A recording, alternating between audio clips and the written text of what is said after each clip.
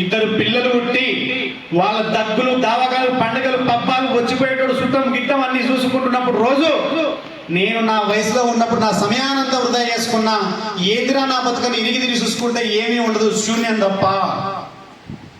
సమయం చాలా విలువైంది.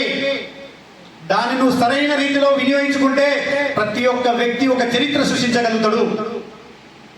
మన సమయాన్ని మనం వాడుకోకుండా ఎవరి కోసమో మన సమయాన్ని కేటాయించి, ఎవరి కోసమో మనం డబ్బులు కేటాయించి అర్ధరాత్రి 1 గంటకు సినిమా పోయే నీ కోసం నువ్వు టైం ఎందుకు కేటాయించుకోలేకపోతున్నావు?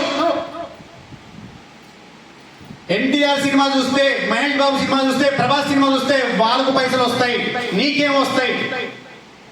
అంత మంచి సినిమానే చూసినావు, ఆ సినిమా సారాంశం ఏం నేర్చుకున్నావు? మరి దేవర సినిమాలో ఎన్టీఆర్ హీరో అయ్యిండు, మరి నువ్వెప్పుడైతావు హీరో? నీ కోరికలను చంపేసుకుని హీరో అవుతావా? నీ కళలను చంపేసుకుని హీరో అవుతావా? నీకు ఒక లక్ష్యం లేకుండా, ఒక గోల్ లేకుండా హీరో అవుతావా? ఎలా అవుతావు? ప్రతి ఒక్కరికి ఒక ఏజ్ వచ్చిన తర్వాత ఖచ్చితంగా పిల్లల్ని ఖచ్చితంగా చేస్తారు పెద్దలు.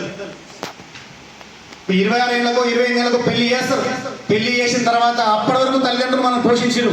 మరి పెళ్లి చేసుకున్నాక ఏడాదికో 2 నెలలకు నువ్వు తండ్రి అవుతావు, నేను కట్టుకున్న భార్య కూడా తల్లి అవుతుంది. మరి నీ పిల్లల్ని ఏం పెట్టి పోషిస్తావు? నీవు ఒక్కడ బతకడమే గ్రేట్ కాదు. నేను నమ్ముకొచ్చిన నీ జీవిత భాగస్వామి నీ భార్యని, ఆమె కోరికల్ని అన్ని కనిపెట్టుకుని నెరవేర్చాలి. నీ కడుపున ఉన్నటువంటి పిల్లలు ఎవరైతే ఉన్నారో వాళ్ళు కోరిందల్లా తెచ్చి ఇవ్వాలి. రేపటి వాళ్ళ భవిష్యత్తు కోసం మంచి ఎడ్యుకేషన్ కూడా ఇప్పియాలి. మరి ఇవ్వాలంటే ఏం చేయాలి? ఈ 20,000 30,000 జీతాల మీద ఆధారపడి జీవితాన్ని పరంగా పెట్టి జీవితాన్ని కోల్పోకండి. జీతాల కోసం జీవితాన్ని పరంగా పెట్టి చేస్తే నీ జీవితం నీకు ఉండనంటే లెక్క. ఇక్కడ మేము ఈ హాల్ అనేది 30,000 రూపీస్